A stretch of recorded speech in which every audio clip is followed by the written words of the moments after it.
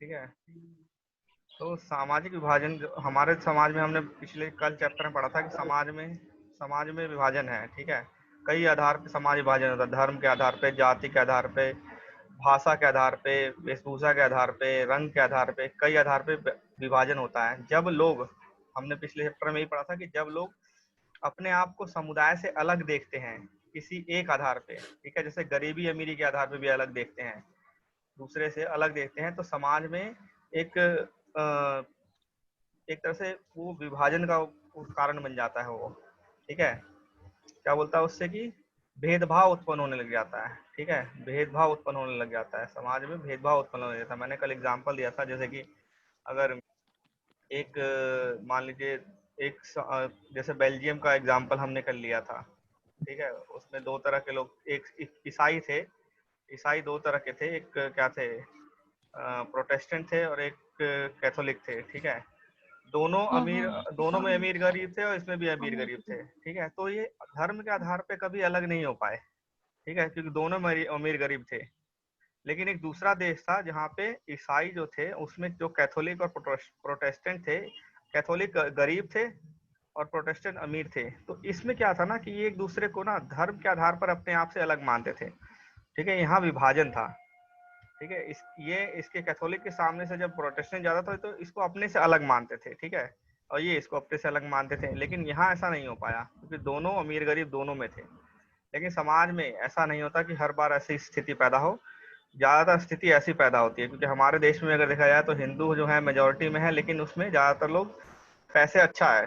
ठीक है, उनकी कंडीशन जो है, आर्थिक कंडीशन अच्छी है। ठीक है, लेकिन हम मुस्लिम में देखें तो उनकी आर्थिक कंडीशन भी बेकार है। ठीक है, उनकी आर्थिक तो क्या होता है समाज में इस आधार पे, जात धर्म के आधार पे या आर्थिक तौर के आधार पे विभाजन होने लग जाता है। ठीक है, विभाजन तो है, लेकिन उसके बाद भेदभाव तब होता है जब लोग एक दूसरे को अपने अपने को दूसरे से अलग समझने लग जाते हैं। ठीक है, विभाजन है समाज के अंदर, भेदभाव तब होता है जब लोग एक दूसरे से अपने को एक दूसरे से अलग समझने लग जाते हैं। ठीक है, तो भेदभाव शुरू हो जाता है। और अगर जब वही भेदभाव, जब राजनीति जब उस भेदभाव का फायदा उठाती है, उस विभाजन का फायदा उठाती है, तो नीचे समाज में भी राजनीतिक विभाजन होने लग जाता है। पहले समाज में सामाजिक विभाजन था, अब समाज में राजनीतिक विभाजन हो गया। कुछ समाज के कुछ लोग एक पार्टी के सपोर्ट पे रखेंगे, समाज के कुछ लोग दूसरी पार्टी के सपोर्ट में रहेंगे। ठीक है ना, वो ये नहीं देखेंगे कि पार्टी सही है कि पार्टी गलत है, और इसलिए कि वो हमारे समाज के लिए बात करते हैं इसलिए वो उस पार्टी के सपोर्ट में रहते हैं। ऐसे में क्या होता है, देश विखंडन की तरफ जा सकता है। ऐसा कई देशों में हो भी चुका है। और परिणामों का दायरा, उत्तरी आयरलैंड का ही जब हमने एग्जाम्पल लिया था, उत्तरी आयरलैंड में क्या देखा था कि जो कैथोलिक और प्रोटेस्टेंट थे वो गरीब थे और ये अमीर थे। ठीक है ना, यही देखा था हमने उत्तरी आयरलैंड में।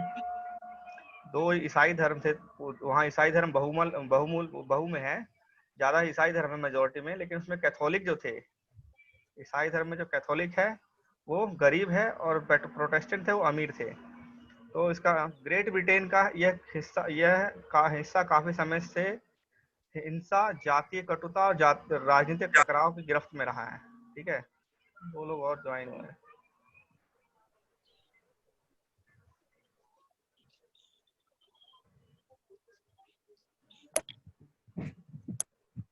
जो है वो गरीब था। वही उसी एग्जाम्पल का है, एग्जाम्पल वही है। वाला है, अच्छा। कल वाला ही है। ठीक है, जैसे अगर मैं यूएसए की बात करूं, यूएसए की बात करें तो वहाँ क्या है, मैं रंग के आधार पे लेता हूँ। रंग के आधार पे दो तरह के, अश्वेत हाँ रहते हैं और हाँ श्वेत रहते हैं।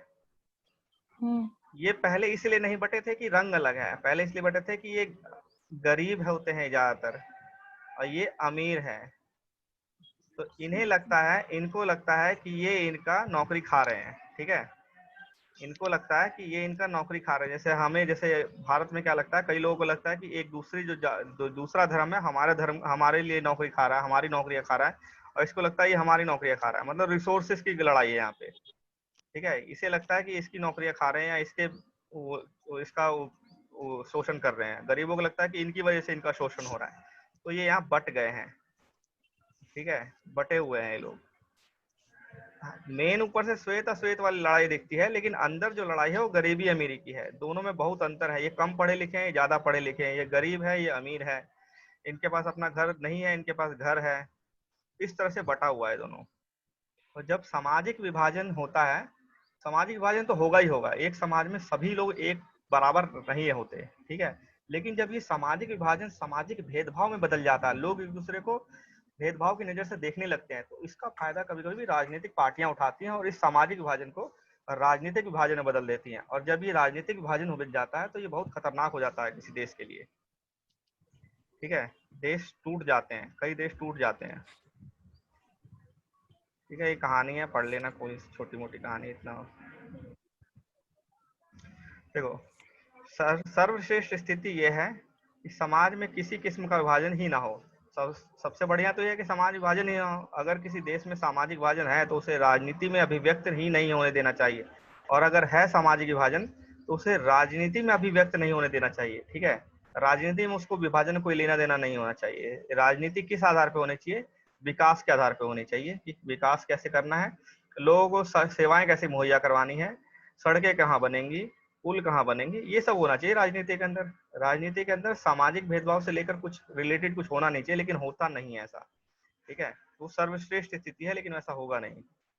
पर इसके साथ ही सच्चाई यह है कि राजनीति में सामाजिक विभाजन की हर अभिव्यक्ति फूट पैदा नहीं करती, ठीक है। लेकिन ये यहाँ ये बोल रहा है कि जरूरी नहीं कि सामाजिक विभाजन की हर अभिव्यक्ति राजनीति में फूट पैदा कर दे, ठीक है। हमने पहले देखा कि दुनिया के अधिकतर देशों में किसी न किसी किस्म का सामाजिक विभाजन है, और ऐसे विभाजन राजनीतिक शकल भी अख्तियार करते हैं।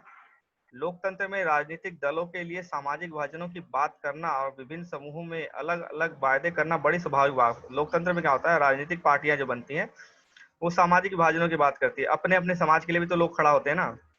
अब जो समाज के लोग ज्यादा पिछड़े हैं, तो हो सकता है उस समाज का एक नेता आके खड़ा हो जाए अपने अपने लोगों के लिए। तो ये तो लोकतंत्र की जरूरत भी है, अलग अलग लोग अपने क्षेत्रों के लिए और जो पिछड़े हुए उनके लिए खड़े हो रहे हैं, तो लोकतंत्र की जरूरत भी है। लेकिन ये यहीं तक रहना भी चाहिए, ये बहुत स्वाभाविक भी है, ठीक है। विभिन्न समुदायों को उचित प्रतिनिधित्व देने का प्रयास करना, जो जिनका प्रतिनिधित्व नहीं है, मान लीजिए कुछ पिछड़ी जातियां हैं, उनका प्रतिनिधित्व नहीं है, अगर उनमें से कोई उनका नेता अगर लोकतंत्र में खड़ा होता है नेता बनकर, उन लोगों के हितों की बात करता है। अब हितों की बात कैसे करेगा? सामाजिक भेदभाव के आधार पर करेगा कि इन तरह की जातियों के जो हम लोग हैं, हमारे साथ सामाजिक भेदभाव होता है, तो हमें अपना वो आप अपना वोट मुझे दीजिए, मैं आपके लिए बात करूंगा, आपके लिए लोग संसद में बैठूंगा या विधानसभा में बैठूंगा, ठीक है ना। तो ये स्वाभाविक है, ये होना भी चाहिए, जो होता भी है, ठीक है ना। लेकिन विभिन्न समुदायों की उचित मांगों और जरूरतों को पूरा करने वाली नीतियां बनाना भी इसी कड़ी का हिस्सा लोकतंत्र में। अधिकतर देशों में मतदान के स्वरूप और सामाजिक विभाजनों के बीच एक प्रत्यक्ष संबंध दिखाई देता है। अधिकतर देशों में मतदान के स्वरूप और सामाजिक विभाजनों के बीच एक प्रत्यक्ष संबंध दिखाई देता है। जो लोग जिस समाज में रहते हैं वो अपने ही नेता को चुनना चाहते हैं, ठीक है।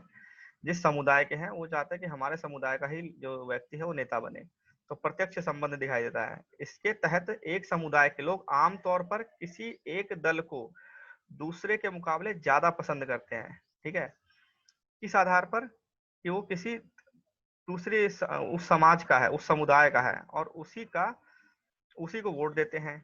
कई देशों में ऐसी पार्टियां हैं जो सिर्फ एक ही समुदाय पर ध्यान देती है और उसी के हित के लिए में राजनीति करती हैं, पर इस सबकी परिणति से देश में विखंडन में नहीं होता। पर इस सबकी परिणति देश के विखंडन में नहीं होती, ठीक है। सिर्फ उनके अपने समुदाय के लिए काम करना कोई गलत नहीं है, ठीक है। अपने समुदाय के लिए काम करना, जैसे मान लीजिए कोई एक पिछड़ा समुदाय है, उसका एक व्यक्ति प्रतिनिधि बन के नेता बना, ठीक है, अपने समुदाय के लिए काम करने के लिए। अगर ये सिर्फ इस समुदाय के लिए काम कर रहा है तो कोई गलत नहीं है इसमें। लेकिन जब ये इस भेदभाव का फायदा उठा के राजनीतिक फूट डाल देता है समाज के अंदर, तो वो गलत हो जाता है, ठीक है। लेकिन हम यहाँ पे लाइन कहीं नहीं खींच सकते कौन सा व्यक्ति ये करेगा, कौन सा व्यक्ति ये नहीं करेगा, ठीक है। तो सही भी है और गलत भी है सामाजिक भेदभाव, लेकिन जब राजनीति में होता है तो सही है जब तक वो राजनीतिक भेदभाव नहीं हो जाता, ठीक है। सामाजिक भेदभाव के आधार पर राजनीति हो रही है, ठीक है, लेकिन जब वो राजनीतिक भेदभाव बन जाती है तो वो गलत होना शुरू हो जाता है। 3 आयाम देखेंगे। सामाजिक विभाजनों की राजनीति का परिणाम 3 चीजों पर निर्भर करता है।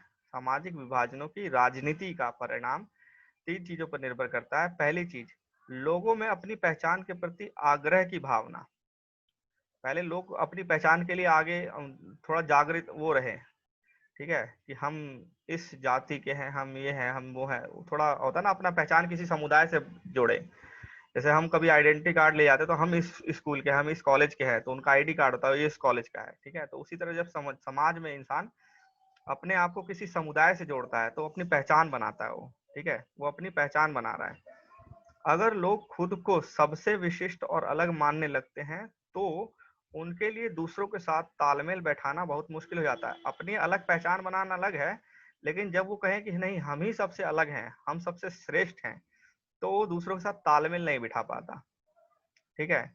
जब तक उत्तरी आयरलैंड के लोग सिर्फ प्रोटेस्टेंट और कैथोलिक के, मैंने क्या बताया, जब तक उत्तरी आयरलैंड है आपका, इसमें ईसाई थे, कैथोलिक थे और प्रोटेस्टेंट थे, जब तक ये लोग अपने आप को कैथोलिक और प्रोटेस्टेंट देखते थे सिर्फ, तब तक कोई इशू नहीं था, ठीक है। तब तक उनका शांत हो पाना संभव नहीं था। सिर्फ यही देखते रहेंगे अपने आप को, तब तक उनका शांत हो पाना संभव नहीं है। अगर लोग अपनी बहुस्तरीय पहचान के प्रति सचेत हैं, बहुस्तरीय पहचान के प्रति सचेत है, तो उन्हें राष्ट्रीय पहचान का हिस्सा या सहयोगी मानते हैं, तब कोई समस्या नहीं होती। बहुस्तरीय पहचान, हम एक, जैसे अगर मैं बोलूं कि हम एक ऐसे समाज का, जैसे इस समाज में कई तरह के लोग रहते हैं, अब मैं यहाँ हूँ कहीं पे, ठीक है, अब मैं इस समाज में अलग अलग स्तर के लोग हैं, और मैं इस स्तर को एक्नॉलेज करता हूँ, मानता भी हूँ, कहाँ ये अलग अलग स्तर के लोग हैं और मैं इस स्तर पे हूँ, मैं इस समुदाय का हूँ, अलग अलग समुदाय हैं और मैं इस समुदाय का हूँ, तब तक ठीक है। लेकिन जब मैं अपने आप को विशिष्ट मानने लग जाऊंगा, अपने आप को सर्वश्रेष्ठ मानने लग जाऊंगा इसी समुदाय के अंदर, तो ये गलत हो जाएगा। जब तक बहुस्तरीय पहचान के लोग प्रति सचेत हैं तो उन्हें राष्ट्रीय पहचान का हिस्सा या सहयोगी मानते हैं, तब कोई समस्या नहीं होती। जब तक वो लोग सोचेंगे कि मैं इस बड़े एक फ्रेम में एक हिस्सा हूँ, इस पूरे बड़े फ्रेम का एक हिस्सा हूँ, तब तक ठीक है, हिस्सा जब तक अपने आप को मानता हूँ। लेकिन जब मैं बोलता हूँ कि इस बड़े फ्रेम में मैं सर्वश्रेष्ठ हूँ, तब गलत हो जाता है, ठीक है। जैसे बेल्जियम में अधिकतर लोग खुद को बेल्जियाई ही मानते थे, चाहे वो डच बोले या जर्मन भाषा बोले। वहां बेल्जियम में किस बेस पे वो था, तनाव था, भाषा के आधार पे था। जो माइनॉरिटी में थे वो डच बोलते थे, और जो मेजोरिटी में थे वो फ्रेंच बोलते थे। इस आधार पे भेदभाव था। लेकिन सब अपने आप को भाषा के आधार से, हम क्या बोलते हैं, हम इंडियन हैं, ठीक है ना, वैसे ये लोग बोलते थे हम बेल्जियन हैं, बेल्जियाई मानते थे अपने आप को। इस नजरिए के साथ साथ उन्होंने साथ साथ रहने में मदद, उनको उन्हें क्या करता था, साथ साथ रहने में मदद मिलती थी। हमारे देश में भी ज्यादातर लोग अपनी पहचान को लेकर ऐसा ही नजरिया रखते हैं, जैसे हम अपने आप को भारतीय पहले बोलते हैं, हिंदू मुस्लिम बाद में बोलते हैं। लेकिन कुछ लोग उल्टा करते हैं, ठीक है। जरूरी नहीं कि सभी लोग पहले अपने आप को भारतीय बोले फिर विशिष्ट पहचान दें। कुछ लोग पहले अपने आप को विशिष्ट पहचान देते हैं, हिंदू मुस्लिम जाति के आधार पे या धर्म के आधार पे, फिर बोलते हैं कि हाँ हम भारत का हिस्सा हैं, ठीक है। वे खुद को पहले भारतीय मानते हैं, फिर किसी प्रदेश, क्षेत्र, भाषा या समूह, आर्थिक, धार्मिक या सामुदायिक समाज का सदस्य मानते हैं। जब तक आप इस बड़े फ्रेम को पहले मानोगे कि हाँ पहले ये है, पहले ये देश है, फिर इसमें मैं इसका ये हिस्सा हूँ और इसके बाकी हिस्से भी हैं, जब तक मैं मानूं कि हाँ ये देश भी है और बाकी इसमें कई समुदाय के लोग रहते हैं, मैं भी किसी एक अलग समुदाय का हूँ, तब तक ठीक है। लेकिन जब मैं पहले कहता हूँ कि हिस्सा बाद में, पहले मैं विशिष्ट हूँ और मैं इस देश का रहने वाला हूँ, इस देश में ये लोग उल्टा चलने लगते हैं जब लोग, तब इशू क्रिएट होता है, ठीक है। दूसरी महत्वपूर्ण चीज है कि किसी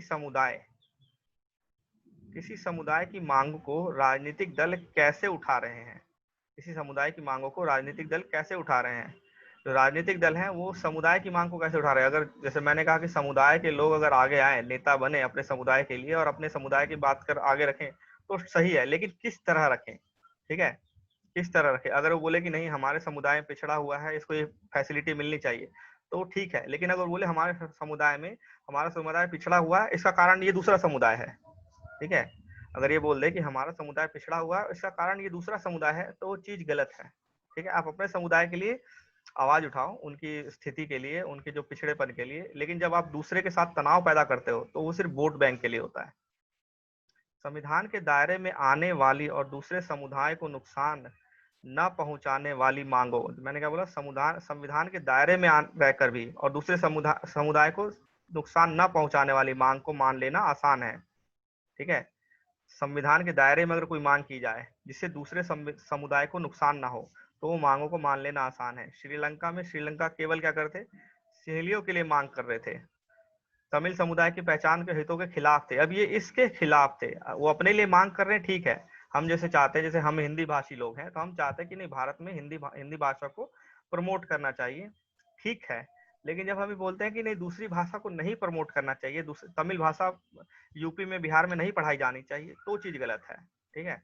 अगर तमिल भाषा को या तेलुगु भाषा को उत्तर भारत में पढ़ाया जा रहा है, तो उसको उसका समर्थन ना करो, लेकिन विरोध भी नहीं होना चाहिए, ठीक है ना। आप दूसरे समुदाय के हितों को नहीं कुचल सकते।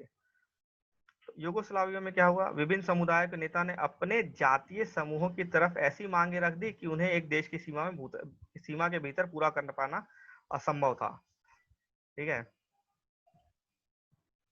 तीसरी चीज क्या थी, सरकार का रुख। सरकार का रुख क्या होता है, सरकार इन मांगों पर क्या प्रतिक्रिया व्यक्त करती है। जैसा कि हमने बेल्जियम में देखा था और श्रीलंका में देखा था। बेल्जियम में सरकार ने कोई सॉल्यूशन निकाल लिया, लेकिन श्रीलंका में सॉल्यूशन नहीं निकाला गया उस तरह का। अगर शासन सत्ता में साझेदारी करने को तैयार हो, क्या कहा था, सत्ता में साझेदारी। बेल्जियम और श्रीलंका में क्या था, दोनों शासन में सत्ता में साझेदारी मांग रहे थे, दोनों शासन में सत्ता में साझेदारी मांग रहे थे, ठीक है, श्रीलंका। लेकिन दोनों सत्ता में साझेदारी मांग रहे थे, यहाँ पे भाषा के आधार पे था, और यहाँ पे क्या था, यहाँ भी भाषा के आधार पे था। दोनों भाषा और धर्म दोनों आधार पे था यहाँ पे भेदभाव, ठीक है। दोनों सत्ता में साझेदारी मांग रहे थे। यहाँ माइनॉरिटी क्या थे, और जो डच भाषा वाले थे माइनॉरिटी थे, और फ्रेंच भाषा वाले मेजोरिटी थे। तो डच चाहते थे उन्हें भी, उनका भी उसमें, उनके भी हितों का ध्यान रखा जाए। यहाँ भी सेम था, सिंहली थे और तमिल था। तो ये तमिल चाहते थे कि हमारे जो हमें दरकिनार ना किया जाए, हमारी बातों को भी सुना जाए। दोनों साझेदारी मांग रहे थे सत्ता में, ठीक है। और अल्पसंख्यक समुदाय की उचित मांगों को पूरा करने का प्रयास ईमानदारी से किया जाए। अगर ईमानदारी से किया जाता अल्पसंख्यक समुदाय की मांगों को पूरा करने का प्रयास, तो सामाजिक विभाजन मुल्क के लिए खतरा नहीं बनता है। अगर मांगे सही हो और उनका उनका जो मांगों को पूरा भी अगर सही से ईमानदारी से किया जाए, तो वो खतरा नहीं बनता सामाजिक विभाजन जो है। अगर शासन राष्ट्रीय एकता के नाम पर किसी ऐसी मांग को दबाना शुरू कर दे, किसी मांग को दबाना शुरू कर दे, तो अक्सर उल्टे नुकसानदेह परिणाम निकलते हैं। जैसे इन्होंने क्या किया, राष्ट्रीय एकता के नाम पर तमिल को दबाना शुरू कर दिया, तो क्या हुआ, यहाँ पे गृह युद्ध छिड़ गया। 1980 से 1990 से लेकर 80 से लेकर यहाँ पे गृह युद्ध चला 2006 तक, ठीक है। और उसके बाद क्या है, ताकत के दम पर एकता बनाए रखने की कोशिश अक्सर विभाजन की ओर ले जाती है। आप ताकत के दम पर एकता नहीं बना सकते हो, ठीक है। इसी तरह किसी देश में सामाजिक विभिन्नताओं पर जोर देने की बात को हमेशा खतरा मानकर ही नहीं चलना चाहिए। सामाजिक विभिन्नताओं पर जोर देने की बात को हमेशा खतरा नहीं मानना चाहिए। विभिन्नताएं तो समाज में रहेंगी रहेंगी, ठीक है। लोकतंत्र में सामाजिक विभाजन की राजनीतिक अभिव्यक्ति एक सामान्य बात है, ठीक है। हमने कहा राजनीतिक अभिव्यक्ति होनी चाहिए, सामाजिक विभाजन की राजनीतिक अभिव्यक्ति होनी चाहिए, और यह एक स्वस्थ राजनीति का लक्षण भी हो सकता है। लोग अपने समुदाय के लिए, अपने समाज के लिए खड़े हों और अपने समाज के लिए राजनीतिक अभिव्यक्ति करें, तो ठीक है, तब तक ठीक है। और वो सब स्वस्थ लक्षण भी है लोकतंत्र का। इसी से छोटे इसी से विभिन्न छोटे समाज समूह हाशिए पर जो है, उन पड़ी हाशिए पर पड़ी जरूरतों और परेशानियों को जाहिर करते हैं और सरकार का ध्यान अपनी तरफ खींचते हैं। जैसे मान लीजिए, अगर भारत में यूपी है इधर, और इधर नागालैंड है, ठीक है। अगर नागालैंड के लोग अपने क्षेत्र के लिए बात कर रहे हैं, राजनीति में स्पीच दे रहे हैं, लोकसभा में बात कर रहे हैं। जैसे आपने देखा, जब क्या कहते हैं, जब 370 धारा हटी थी, तो क्या कहते हैं, लद्दाख का एक जो मंत्री था, लद्दाख का एक मिनिस्टर नेता थे कोई, उन्होंने लोकसभा में भाषण दिया था। तो उन्होंने लद्दाख क्षेत्र के लिए भाषण दिया था, अपने समुदाय के लिए। वो ठीक है, लोकतंत्र उससे मजबूत भी होता है कि छोटे क्षेत्र जिनका वर्चस्व थोड़ा कम है और जिन पर ध्यान केंद्रित बहुत कम होता है, अगर उनके नेता आए और अपनी तरफ ध्यान खींचे, तो लोकतंत्र उससे मजबूत होता है, ठीक है। तो लोकतंत्र ऐसी सामाजिक विभिन्नताओं की राजनीतिक अभिव्यक्ति से मजबूत होता है। सामाजिक विभाजन की राजनीतिक अभिव्यक्ति, समझ रहे हो ना इस वर्ड का मतलब, सामाजिक विभाजन की राजनीतिक अभिव्यक्ति एक सामान्य बात है। सरकार की तरफ अपना ध्यान खींचते हैं। राजनीति में विभिन्न तरह के सामाजिक विभाजनों की अभिव्यक्ति ऐसे विभाजनों के बीच संतुलन पैदा करने के काम भी करती है। ठीक है, राजनीतिक विभाजन, राजनीतिक अभिव्यक्ति संतुलन भी पैदा करती है।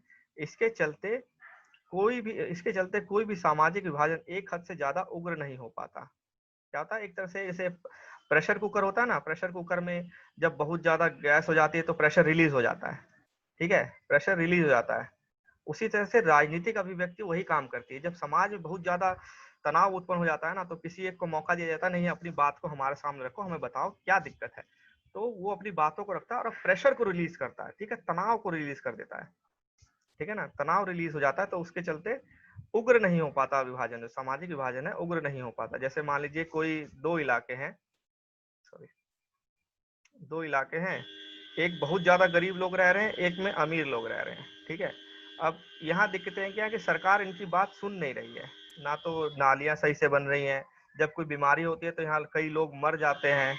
ठीक है, जब यहाँ कुछ कोई भी इशू, मतलब कई तरह के इश्यूज हैं यहाँ पे जिन पे सरकार का ध्यान केंद्रित नहीं है।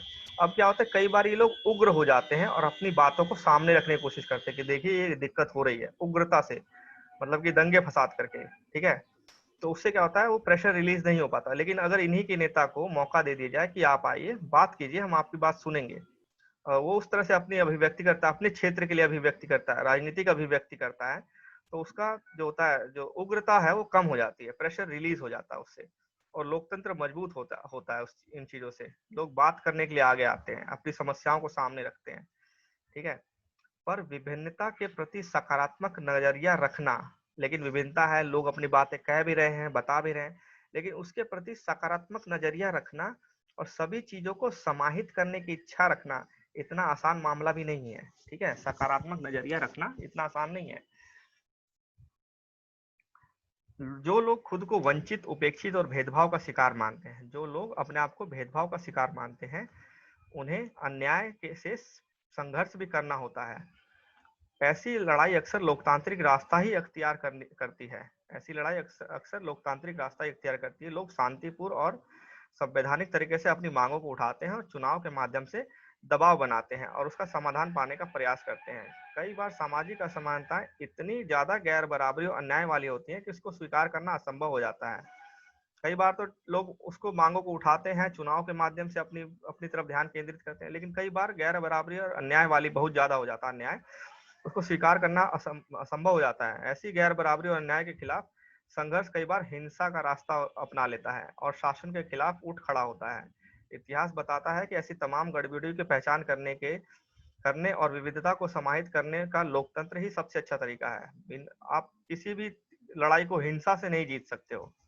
ठीक है,